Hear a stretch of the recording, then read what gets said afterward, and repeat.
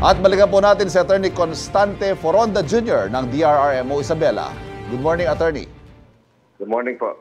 Balikan ko lamang po yung tanong ko kanina. Pakilarawan nga po yung naging landfall. Ano ho yung naging tama ng Bagyong Christine dyan sa inyong lalawigan kanina?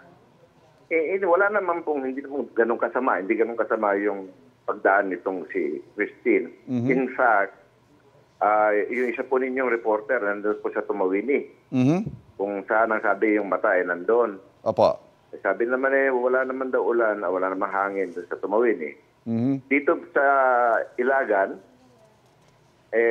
umuulan pero hindi naman malakas. Humahangin pero hindi naman malakas.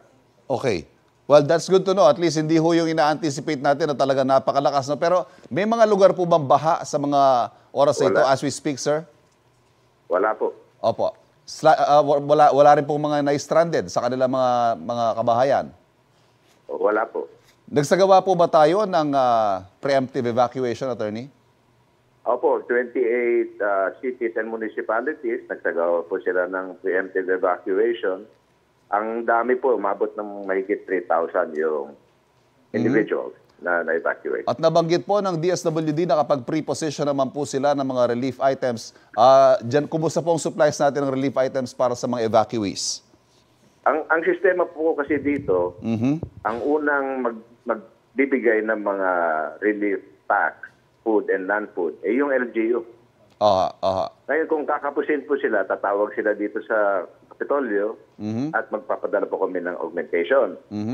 Pag kinapos po kami, nandito naman po yung provincial office ng DSWD, sila naman po ngayon na magbibigay. Okay. Yung mga linya po ng komunikasyon, well, it's a good sign. Nakakausap po namin kayo, ibig sabihin maganda pa ang signal. Opo. Pero yung supply po ng kuryente, tubig, kumusta po sa lalawigan? Well, may mga lugar po na nagkakaroon ng outage dahil yung pong mga tanga ng puno ay sumasayad dun sa kawad ng kuryente, pero bumabalik din kaagad.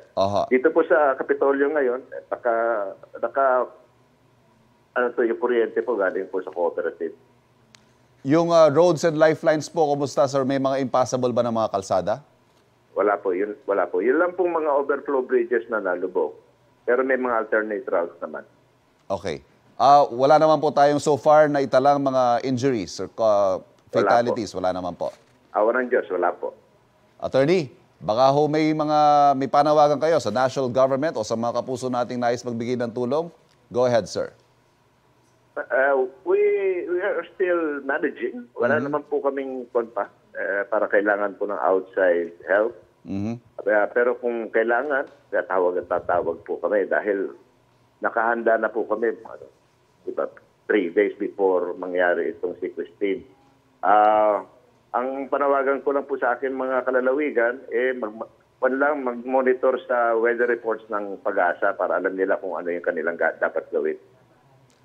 Attorney Foronda, maraming salamat po sa pagtanggap sa tawag namin. Salamat din po. Nakausap po natin Attorney Foronda ng DRRMO Isabela.